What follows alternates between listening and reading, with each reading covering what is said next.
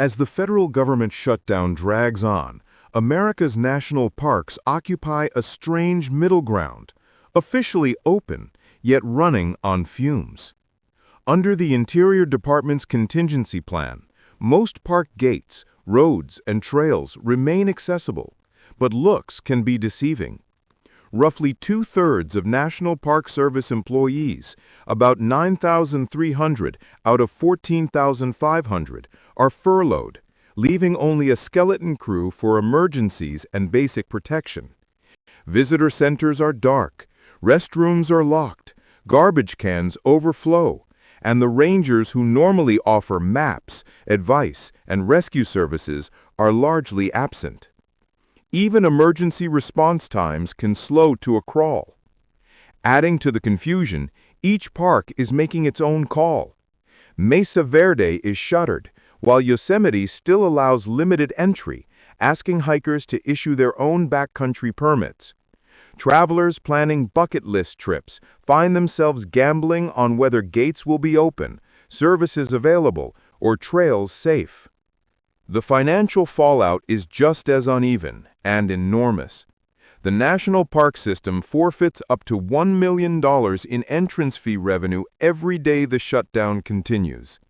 Beyond the boundaries, so-called gateway communities, towns built on lodging, dining, and gear rentals, stand to lose as much as $80 million in daily visitor spending. October is normally peak season for many parks, when fall colors draw crowds and cash. This year, the crowds are smaller, and the cash is vanishing. Faced with those losses, some states and local partners are digging into their own pockets. A coalition of Tennessee, North Carolina, several counties, and the eastern band of Cherokee Indians is covering more than $61,000 a day to keep Great Smoky Mountains National Park fully staffed, reopening popular spots like Cades Cove Loop Road. West Virginia has chipped in nearly $100,000 to keep New River Gorge and Harper's Ferry operating for at least 2 weeks. Utah officials are working on similar lifelines for their Mighty Five, echoing moves by Arizona, Colorado, and New York during past shutdowns. While those stopgaps preserve tourism dollars, conservation groups warn they come at a cost. Operating vast landscapes with minimal staff, they say, is dangerous and irresponsible. The fear is a replay of the 35-day shutdown of 2018 to 2019, when vandalism, illegal off-roading, and piles of trash scarred many parks, and visitors at Joshua Tree even cut down the iconic trees themselves. Sensitive wildlife, archaeological sites, and fragile ecosystems have little protection when rangers are scarce. Politically, both parties agree in principle that parks should stay open. Neither wants to be blamed for closed gates and lost jobs. Yet that consensus has not broken the larger budget stalemate, and each side continues to fault the other for the impasse. Some analysts suggest that keeping parks partially open softens public outrage, reducing pressure on lawmakers to resolve the shutdown quickly. For now, America's crown jewels remain in limbo. Their gates may be open, but their protective shield, skilled staff, maintenance crews, and interpretive rangers is largely missing. Gateway towns worry whether tomorrow's visitors will still come. Conservationists worry what those visitors might do without oversight. The shutdown will eventually end. The question is what condition the parks and the communities that rely on them will be in when it does. Until Congress finds a solution, the nation's most treasured landscapes hang in the balance, caught squarely in the crosshairs of a political fight playing out far from the trailheads and timberlines. In the grand theater of our planet, many changes unfold too slowly for the naked eye. High in the European Alps, however, the transformation is happening in real time. Mountains are losing their icy crowns, and the before and after photographs are chilling. According to the Swiss glacier monitoring network GLOMOS, Switzerland's glaciers shed 3% of their total volume in 2025 alone, the fourth largest annual loss ever recorded. Since 2015, they have already lost a quarter of their mass. What fueled 2025's dramatic retreat? First, an anemic winter.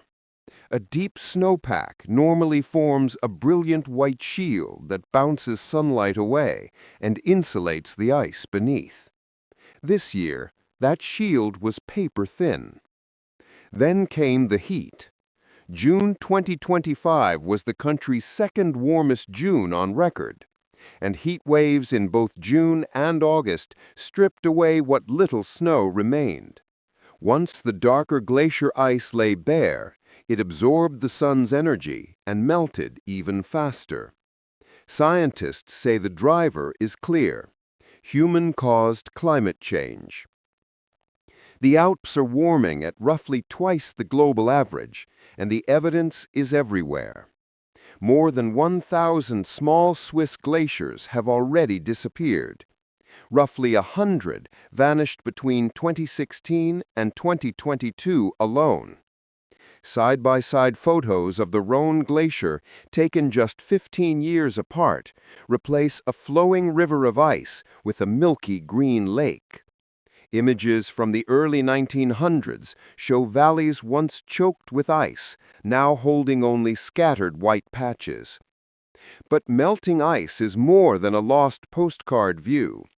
Glaciers buttress the steep rock walls around them. When the ice thins, those walls weaken, raising the risk of landslides and rockfalls. In May 2025, a massive slice of the Birch Glacier gave way, unleashing a cascade of rock and ice that obliterated much of the village of Blatten. Thanks to early warnings, all 300 residents had already evacuated. Yet the collapse was powerful enough to register as a magnitude 3.1 earthquake, a stark reminder of the immediate danger a warming climate can pose. Shrinking ice also threatens water security far beyond the mountains. Alpine glaciers act as Europe's water towers, storing winter snow and releasing it gradually through the dry summer months. Their meltwater feeds the Rhine, Rhone, Danube, and Po, arteries that drive hydropower, agriculture, drinking supplies, and navigation hundreds of kilometers downstream. As the glaciers fade, so does this natural reservoir. Finally, the loss reshapes both the economy and the identity of the Alpine region. Tourism depends on the iconic white peaks that draw hikers, climbers, and skiers, while local culture is entwined with the glaciers that have dominated these landscapes for millennia. Without decisive global action, scientists warn that most alpine glaciers could disappear by century's end. The before and after images capture a silent alarm. The Alps are changing faster than ever, and the window to preserve their icy heritage is rapidly closing. As the federal government shutdown drags into its fifth day, another crisis is quietly edging closer to millions of American households. John Godfred, North Dakota's insurance commissioner and current president of the National Association of Insurance Commissioners, warns that Congress has only a narrow window to stop health insurance premiums from skyrocketing in 2026. At the heart of the fight are the enhanced premium tax credits created under the Affordable Care Act. Since they were expanded, roughly 24 million people have relied on them to keep monthly premiums within reach. The problem? Those extra subsidies disappear on December 31, 2025. If Congress does nothing, insurers will have to price next year's plans without the credits, and policyholders will feel the full impact. The numbers are stark. A KFF analysis estimates the average annual cost of a marketplace plan could jump from about $888 to more than $1,900. 4 million people may drop coverage altogether, and hospitals and clinics could lose more than $32 billion in revenue in a single year. Insurers need to finalize 2026 rates months in advance, so Godfred says the practical deadline for congressional action is far earlier than New Year's Eve.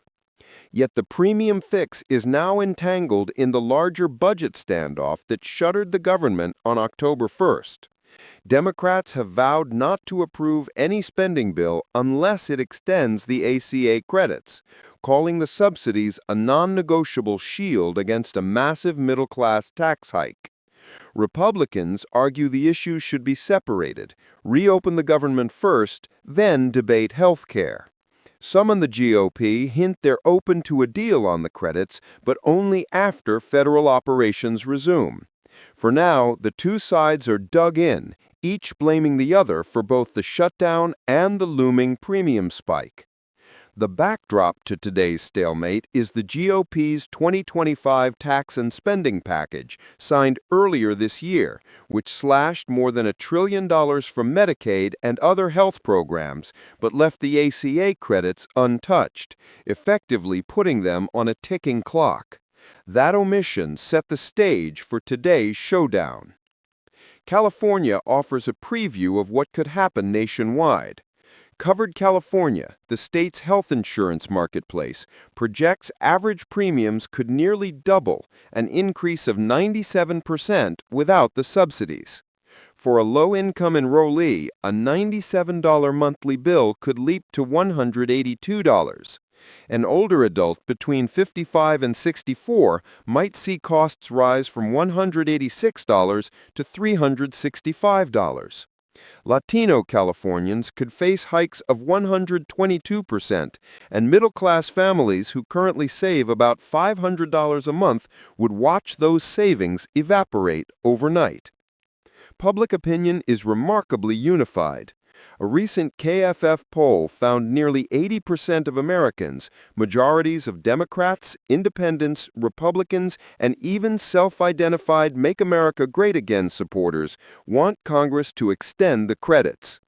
Despite that consensus, many Republican lawmakers remain opposed, citing the price tag and repeating the false claim that the subsidies cover undocumented immigrants who are not eligible.